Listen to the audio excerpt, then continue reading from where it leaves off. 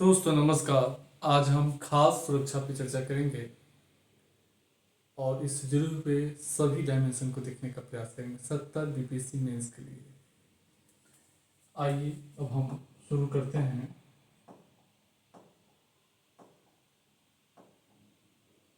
सबसे पहले यह जानना जरूरी है कि यदि आप लोगों को 70 में फाइनल सिलेक्शन लेना है तो आप एटम बम बैच ज्वाइन कर सकते हैं। एटम बम बैच में 180 पीडीएफ होगा और जीएस 1 टू ऐसे कंप्लीट सारे प्रश्न लड़ेंगे। सारे प्रश्न लड़ेंगे, बस आपको पढ़ के जाना है। सारा प्रश्न लड़ेगा, सीधे उतार के आना है, फाइनल होगा। अगर आप लोग को ज्वाइन करना है तो डिस्क्रिप्शन नंबर होगा, आप संपर्क कर सकते हैं। आइए हम सीधे चल देंगे। खास सुरक्षा से जुड़े कोई क्वेश्चन आ जाएगा तो सबसे पहले भूमिका लिखना है। भूमिका लिखेंगे। खास सुरक्षा का अर्थ है सभी लोगों को सभी समयों पर पर्याप्त मात्रा में खाद्यान्न उपलब्ध कराना जिससे वे सक्रिय एवं स्वस्थ जीवन व्यतीत कर सके।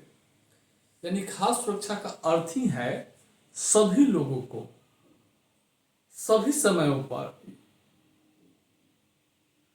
खाद्यान्न उपलब्ध कराना जिससे वे सक्रिय स्वस्थ जीवन व्यतीत कर सके। यानी राष्ट्र की जो जनसंख्या है, भारत की जनसंख्या है 142 करोड़।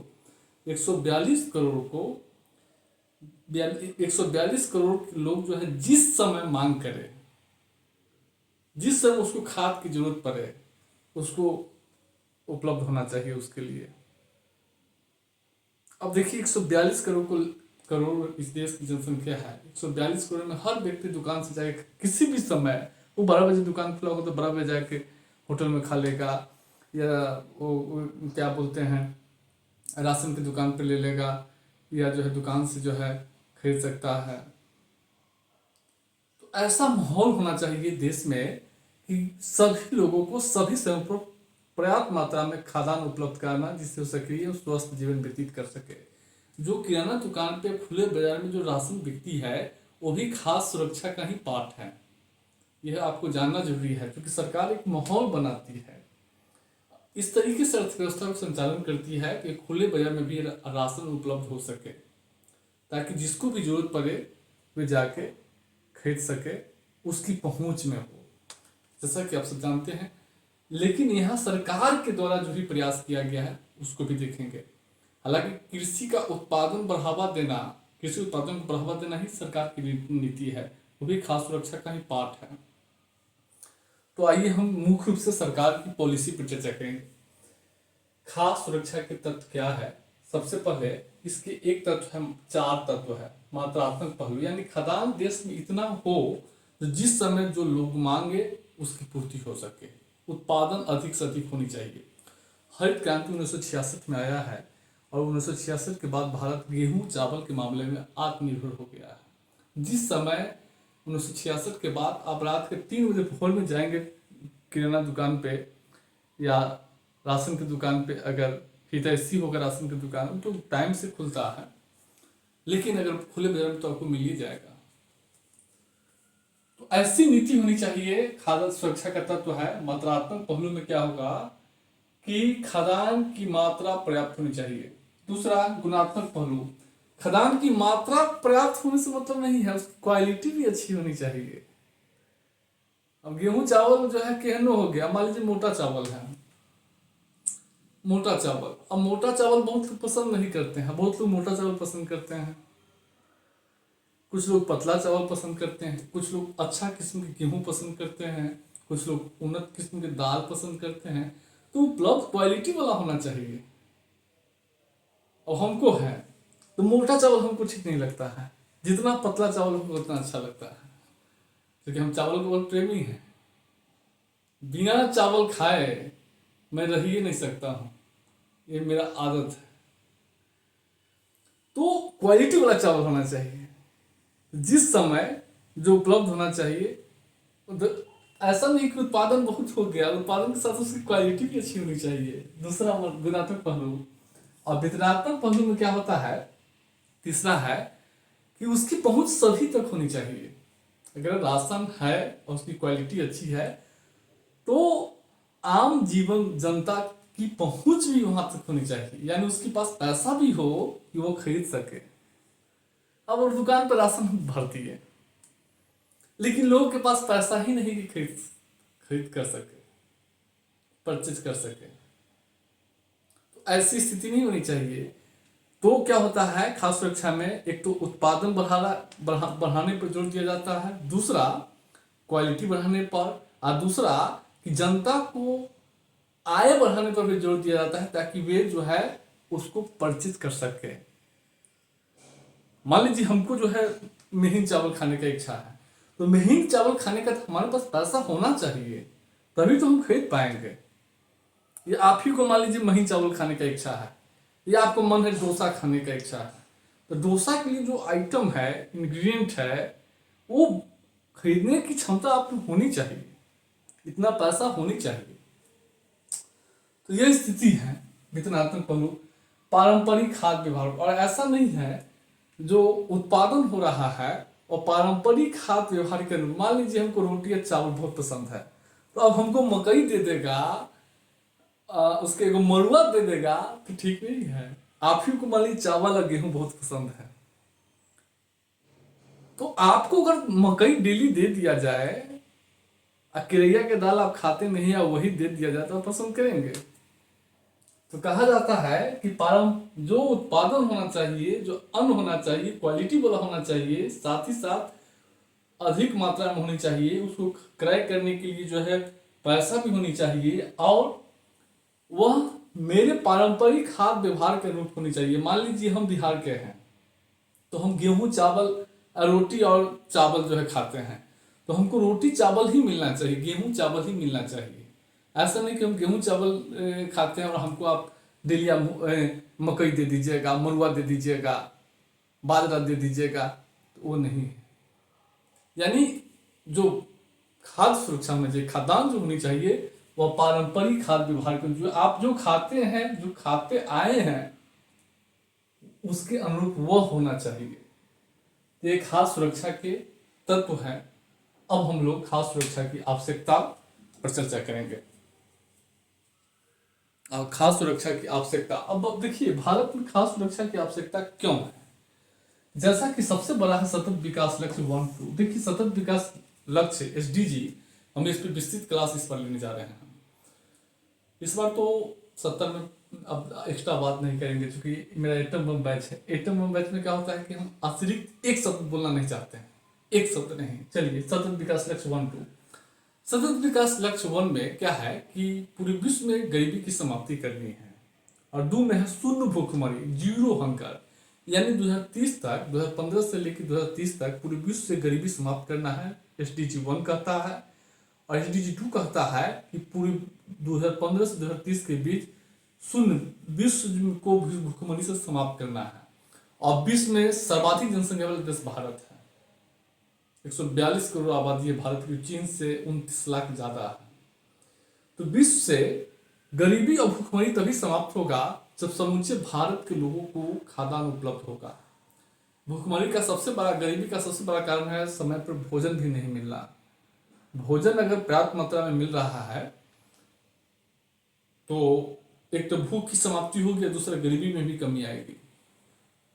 SDG 1 गरीबी की समाप्ति, 2 भूख की। तो इसलिए आवश्यक है, भारत को भी SDG प्राप्त करना है, इसलिए खाद्य सुरक्षा भारत के लोगों के लिए जरूरी है। अनुच्छेद 47 राज्य की नीति निर्देशक तत्व का एक अनुच्छेद है।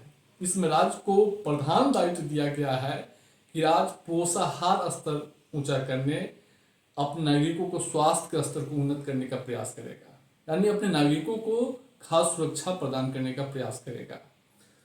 तो एक अनुच्छेद 47 जो है राज्य का एक नैतिक दायित्व है, इस दायित्व को भी पूरा करना है राज्य को, इसके लिए खाद्य सुरक्षा जरूरी है। तीसरा है, खाद्य सुरक्षा से सामाजिक आर्थिक विकास होती है, और अंततः सामाजिक आर्थिक विकास होगा तो क्या होगा, मानव विकास होगा। क्योंकि भूख से, कुपोषण से और इससे जुड़ी हुई समस्या से छुटकारा पाने का हर व्यक्ति का प्राकृतिक अधिकार है। अगर आप धरती पे आ गए हैं और आप लोकतांत्रिक देश में रह रहे हैं, वेलफेयर स्टेट में रह रहे हैं, तो आपका अधिकार है कि आप भूख से छुटकारा आपको मिले। या इससे जुड़ी हुई जो भी चुनौती समस्या है, इससे आपको छुटकारा मिले। हर व्यक्ति का प्राकृतिक अधिकार है भूख से छुटकारा पाने का, कुपोषण से छुटकारा पाने का, या इससे जुड़ी हुई समस्या से छुटकारा पाने का। समझ रहे हैं। उसके बाद जो है ग्लोबल हंगर इंडेक्स जो है, जैसा कि जानते होंगे, ग्लोबल हंगर इंडेक्स इंडेक्स 2023 में भारत की रैंकिंग 125 देशों में 111वां है। जो सब बहुत ही गंभीर जो है कुपोषित देशों की स्थिति में भारत चिंताजनक देशों में है भारत की गिनती। इन सब को देखते हुए भारत में खास सुरक्षा की आवश्यकता है। अब जो है खास सुरक्षा के लिए क्या प्रयास किया गया है? एक तो सबसे क्रांतिकारी कदम है खास सुरक्षा अधिनियम 2013 NFSA national food security act 2013। इस अधिनियम में कई प्रावधान किए गए हैं जो आगे चल के, उसके बाद बफर भंडार की व्यवस्था की गई है। सरकार जो है, पहले हम ऊपर देख लेते हैं, उसके बाद इस पे आ जाएंगे। तो सरकार जो है बफर भंडार की व्यवस्था की गई है, और सरकार गेहूं और चावल और के लिए जो है बफर भंडार का निर्माण किया है। जब भी देश में अकाल की स्थिति आ जाती है या खदान जलवायु परिवर्तन के कारण बाढ़, सूखा की स्थिति, प्राकृतिक आपदा की स्थिति आ जाती है, देश में खदानों की संकट को कम करने के लिए, खदान की आपूर्ति बढ़ाने के लिए इस बफर स्टॉक में जो है, इससे सरकार जो है खुले बाजार में अनाज जो है भेजती है। तो एक प्रकार का एक सुरक्षा स्टॉक है। जब भी प्राकृतिक आपदा हो या बाजार में मूल्य खदान के मूल्यों में जो है बहुत ज़्यादा जो उतार चढ़ाव हो, तो सरकार उसको कंट्रोल करने के लिए इस बफर भंडार से जो है अनाज की आपूर्ति करती है, ताकि देश में खास सुरक्षा सुनिश्चित हो सके। गेहूं चावल दोनों का है। PDS है, जैसा कि आवश्यक वस्तु अधिनियम 1955 के तहत पूरे देश में जो है सार्वजनिक वितरण प्रणाली की स्थापना की गई है। इस वितरण प्रणाली के माध्यम से 1997 में लक्षित वितरण प्रणाली की TPDS की स्थापना की गई है, टारगेट पब्लिक डिस्ट्रीब्यूशन सिस्टम, और इसके माध्यम से सरकार सस्ती दरों पर आम जनता को खाद्यान्न उपलब्ध कराती है, पात्र लाभार्थी को। उसके बाद एकीकृत बाल विकास कार्यक्रम है। यह जो है विश्व के सबसे बड़ा बाल सेवा कार्यक्रम है। इसमें 6 मूल प्रकार की सेवा 0 से 6 वर्ष के बच्चों को, गर्भवती महिलाओं को जो है प्रदान की जाती है। आंगनबाड़ी जिसको बोलते हैं, प्रधानमंत्री गरीब कल्याण योजना, यह कोविड-19 से उत्पन्न जो है चुनौती, कोविड-19 से जो आर्थिक बाधा पैदा हो गई थी, और उसको कम करने के लिए सरकार जो है जरूरतमंद लोगों को खास सुरक्षा सुनिश्चित करने के लिए अप्रैल 2020 में इस स्कीम को लागू किया था। ये 7 चरणों में इसको लागू किया गया है। अभी वर्तमान में सरकार 1 जनवरी 2024 से अगले 5 वर्षों तक देश के 67% यानी 81.35 करोड़ लोगों को 5 किलो अनाज निःशुल्क, प्रति व्यक्ति प्रति माह 5 किलो अनाज निःशुल्क देने का निर्णय लिया है। और इसी में जो है एक अंत्योदय अन्न योजना है, जिनको 35 किलो अनाज जो है दिया जाता है, इसी में निःशुल्क दिया जाएगा। NFSA के तहत ही दिया जाता है। प्रधानमंत्री पोषण योजना, इसमें जो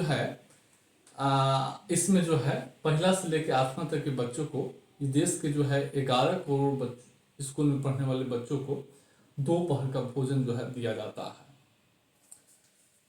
इस स्कीम के तहत। अब जो है खाद्य सुरक्षा अधिनियम 2013 की मुख्य विशेषता देखेंगे। इस अधिनियम का उद्देश्य है गरिमापूर्ण जीवन के लिए खाद्य एवं पोषण सुरक्षा प्रदान करना। और इस अधिनियम की सबसे बड़ी भूमिका है कि भोजन के अधिकार को कानूनी अधिकार बनाया गया है। रोजगार के अधिकार को भी कानूनी अधिकार मनरेगा एक्ट के तहत बनाया गया है। उसी तरीके से भोजन के अधिकार को कानूनी अधिकार बनाया गया है। इस अधिनियम में देश के 67% आबादी को कवरेज प्रदान किया गया है, यानी 81 करोड़ लोगों को। इस अधिनियम के धारा 38 के तहत राज्य सरकार को, केंद्र द्वारा राज्य सरकार को इस अधिनियम को लागू करने के लिए निर्देश देने की शक्ति दी गई है। इस अधिनियम में प्रावधान है। इस अधिनियम में पात्र लाभार्थियों के चयन का मापदंड की व्यवस्था की गई है। कहा गया है कि केंद्र के निर्देशों के अनुसार राज्य सरकार पात्र लाभार्थियों का चयन करेगी। इस अधिनियम के तहत प्रत्येक राज्य में राज्य खाद्य आयोग गठित करने का प्रावधान है। इस अधिनियम में महिला और बच्चों के लिए विशेष प्रावधान किया गया है। साथ ही 14 वर्ष के बच्चों को निःशुल्क जो है भोजन उपलब्ध कराने का दिया गया है। महिलाओं, गर्भवती महिला, स्तनपान पान कराने वाली महिलाओं को 6,000 मातृत्व लाभ देने का भी प्रावधान इस अधिनियम में किया गया है। हालांकि दिया नहीं जा रहा है, और इस अधिनियम में जिनको भोजन नहीं मिल पा रहा है, अगर इस अधिनियम के क्रियान्वयन में त्रुटि है, भोजन अनाज उपलब्ध नहीं है, तो उनको खाद्य सुरक्षा भत्ता भी प्राप्त करने का अधिकार है। इस अधिनियम में प्रति व्यक्ति प्रति माह 5 किलो अनाज, चावल, गेहूं, मोटे अनाज क्रमशः 3, 2 और 1 रुपए में प्राप्त करने का अधिकार दिया गया है इस अधिनियम के तहत। तो यह खाद्य सुरक्षा अधिनियम के मुख्य प्रावधान आपको बता दिए। अब हम एनएफएसए एक्ट की मूल्यांकन देखेंगे। तो मूल्यांकन में पहले ही बताया कि 2 पक्ष होंगे, एक महत्व, एक चुनौती। तो महत्व क्या है? देश में जो भूखमरी की विकट स्थिति है, ग्लोबल हंगर इंडेक्स के अनुसार, उसको देखते हुए यह कानून जो है एक महत्वपूर्ण कदम है। दूसरा, यह कानून जनता को अनाज प्राप्त करने का कानूनी अधिकार दिया है, जो अपने आप में महत्वपूर्ण है। यह कानून जो है जनता के हाथ में सरकार की जिम्मेदारी सुनिश्चित करने का अस्त्र प्रदान करती है, और साथ ही साथ व्यक्ति को भूख से, कुपोषण से तथा इससे जुड़ी हुई समस्या से छुटकारा पाने का हर व्यक्ति का प्राकृतिक अधिकार है को प्राप्त करने में यह कानून जो है महत्वपूर्ण कदम है। साथ ही साथ इस अधिनियम से SDG 1, 2 यानी भारत से जो है 2030 तक शून्य भूखमरी, शून्य गरीबी के लक्ष्य को प्राप्त किया जा सकता है। साथ ही साथ अनुच्छेद 47 के तहत राज्य का जो नैतिक दायित्व है अपने लोगों को पोषाहार स्तर ऊंचा करने का, वह ये भी प्राप्त हो सकता है। साथ ही साथ इस अधिनियम से ग्लोबल हंगर इंडेक्स में या वैश्विक खाद्य सुरक्षा सूचकांक में जो भारत की निम्न रैंकिंग है उसमें भी सुधार होने की आसार है। अब जो है एनएफएसए एक्ट की चैलेंजिंग क्या है उसको देखना है। सबसे बड़ा चुनौती है सब्सिडी भार। सरकार ने निर्णय लिया है कि 1 जनवरी 2024 से अगले 5 वर्ष तक देश के 81.35 करोड़ लोगों को मुफ्त अनाज उपलब्ध करने का निर्णय लिया है, लेकिन अगले 5 सालों में सरकार इस बार 11.80 लाख करोड़ रुपया खर्च करेगी। यानी सब्सिडी, यानी एवरेज जो है 2 लाख से ऊपर जो है हर साल सब्सिडी जो है, फूड सब्सिडी सरकार को खर्च करना पड़ता है। अगर ये नहीं होता तो 2 लाख करोड़ रुपया से विकास कार्यों पर खर्च होता, रोड, पुल, पुलिया, औद्योगिकरण खर्च हो सकता था। दूसरा है यानी सरकार को राजकोषीय दबाव पैदा होता है, गरीबों को लाभ। अगर देखा जाए तो खाद्य सुरक्षा अधिनियम के बनने के बाद भी गरीबों को इससे कम लाभ मिला है। आज भी जो है गरीबों की निर्भरता जो है पीडीएस दुकान से ज्यादा जो है खुले बाजार पर है, और खाद्य सुरक्षा अधिनियम के तहत वही अनाज प्राप्त कर सकता है जिसके पास आवासीय दस्तावेज होगा, आधार कार्ड होगा। और जिनके पास आवासीय दस्तावेज, भूमि नहीं है, उसके पास आवासीय दस्तावेज नहीं होगा, आधार कार्ड नहीं होगा, इसका परिणाम क्या है कि उन लोगों को इसका लाभ नहीं मिल पाता है। यानी अभी भी बहुत सारे लोग वंचित है इससे। रिसाव चोरी, अभी भी जो है खास पीडीएस सिस्टम में जो है रिसाव चोरी की जो समस्या है, आज भी जो है रिसाव चोरी है। और क्लाइमेट चेंज जो है एक बहुत बड़ा चुनौती है। जलवायु परिवर्तन के कारण जो है कृषि उत्पादन उत्पादकता पर असर पड़ रहा है, फसलों की गुणवत्ता पर असर पड़ रही है, क्योंकि जलवायु परिवर्तन के कारण अधिक तापमान के कारण फसल की गुणवत्ता प्रभावित हो रही है, जिसके कारण कुपोषण का विस्तार हो रहा है। लाभार्थियों की पहचान, इस अधिनियम में लाभार्थियों की पहचान के लिए उपयुक्त माध्यम की व्यवस्था नहीं की, प्रावधान नहीं किया गया है, एक बड़ा कमी है। और WTO खाद्य सुरक्षा विवाद, WTO खाद्य सुरक्षा, WTO कृषि पर समझौते में प्रावधान है कि कोई भी देश अपने उत्पादन का अधिकतम 10% ही शायद सब्सिडी दे सकता है। यानी 10% से ऊपर जो है उसको बाजार मूल्य पर जो है क्रय करना होगा। यानी जो खास सब्सिडी है वह कोई देश अपने उत्पादन मूल्य का 10% ही दे सकता है। अभी उत्पादन मूल्य की गणना 1985 से होती है। इसका परिणाम क्या हुआ है कि अगर 10% से अधिक सब्सिडी अगर आप दे रहे हैं तो WTO में दंडित किए जाने का प्रावधान है। लेकिन खाद्य सुरक्षा अधिनियम लागू किए जाने के बाद जो है 10% की जो है जो आंकड़ा है वो पार कर गया है। इसका अर्थ है कि WTO में से दंडित किए जाने का जो है दंडित हो सकता है भारत, लेकिन WTO की पीस क्लॉज के तहत जो है अस्थायी रूप से 10% से अधिक जो है सब्सिडी विकासशील देशों को देने की छूट दी गई है, इसलिए भी यह अधिनियम बचा हुआ है। लेकिन देर सवेर इस पर विवाद गहराएगा WTO में, एक चुनौती है। अब हम लोग देखेंगे खास सुरक्षा सुधार और PDS में सुधार के लिए क्या प्रयास किया गया है। सबसे बड़ा प्रयास है राशन कार्डों का डिजिटाइजेशन। इससे फर्जी लाभार्थी रिसाव इस पर रोक लगा है। अनाजों का अब ऑनलाइन GPS सिस्टम के माध्यम से अनाजों का ऑनलाइन आवंटन हो रहा है। एक देश एक राशन की कार्ड की शुरुआत की गई है। बहुत सारे लाभार्थी है जो NFSA के तहत जो है पात्र लाभार्थी है, लेकिन वह दूसरे राज्यों में दूसरे जिलों में काम करते हैं, जिस कारण उनको खास सुरक्षा अधिनियम 2013 के तहत जो उनके जितने अनाज के हकदार हैं वे उस लाभ से वंचित हो जाते हैं। तो देश में कहीं भी किसी भी आदमी को अपने हिस्से के अनाज प्राप्त करने के लिए एक देश एक राशन कार्ड की शुरुआत की गई है, और इसको PDF में लिख दिया गया है, याद कर लीजिएगा, क्वेश्चन नहीं आएगा, हो सकता है शॉर्ट में पूछ दे, PDF में देख लीजिएगा। आपूर्ति श्रृंखला प्रबंधन का कंप्यूटराइजेशन किया गया है। राशन कार्डों को आधार से लिंक किया गया है, और उचित मूल्य की दुकानों पे पॉइंट ऑफ सेल मशीन जो है लगाई गई है। तो खास सुरक्षा में सुधार या PDS में सुधार या खास सुरक्षा में विज्ञान प्रौद्योगिकी की भूमिका क्या है, इसी पॉइंट को लिखना है, एलोबरेट करना है, जो बोले हैं उसी को लिखना है। अब देखिए वैश्विक खास सुरक्षा सूचकांक, यह रिपोर्ट जो है इकोनॉमिक्स इम्पैक्ट द्वारा जारी किया जाता है, और यह जो है खाद्य को वैश्विक खाद्य सुरक्षा को 4 मापदंडों पर मापता है। एक खरीद क्षमता, लोगों के पास खरीदने की कितनी क्षमता है, अनाज की कितनी उपलब्धता है, और अनाज की गुणवत्ता और सेफ्टी क्या, क्वालिटी और सेफ्टी क्या है, प्राकृतिक संसाधन और लचीलापन। इसी 4 मापदंडों पर विश्व जो है में खास सुरक्षा को जो है मापा जाता है। अब इसकी रैंकिंग नहीं बता रहे हैं, इस साल 24 के लास्ट तक इसकी रैंकिंग आएगी, तब इसमें अपडेट करेंगे, क्योंकि हम बिफोर पढ़ा रहे हैं, रैंकिंग नवंबर दिसंबर तक आएगा, तो उस समय हम अपडेट करेंगे। अब एक है वैश्विक भूखमरी सूचकांक, यह वो concern world wide and German संस्था बेल्ट हंगर हिल्फे द्वारा जारी किया जाता है, प्रतिवर्ष जारी किया जाता है। यह विश्व भर में भूख को मापता है, और नीति निर्माता को जो है कुपोषण से लड़ने के लिए और विश्व समुदाय को कुपोषण पर से निपटने में जो है ध्यान को आकर्षित करता है। वैश्विक भूखमरी सूचकांक जो है 4 संकेतकों के आधार पर भूख को मापता है। एक अल्पोषण, बाल दुबलापन, शिशु मृत्यु दर और बाल ठिकनापन। अगर 2023 की रैंकिंग देखेंगे तो भारत 125 देशों में 111वें स्थान पर रहा है। भारत का स्कोर 28.7 है 2023 में, और जबकि 2000 में 38.8 है, 38.8 है। यानी स्थिति भारत की बहुत भयावह है, चिंताजनक स्थिति में है। अल्पोषित जनसंख्या भारत में 16.6% है। बाल दुबलापन जो है 18.7%, शिशु मृत्यु दर 3.1% है।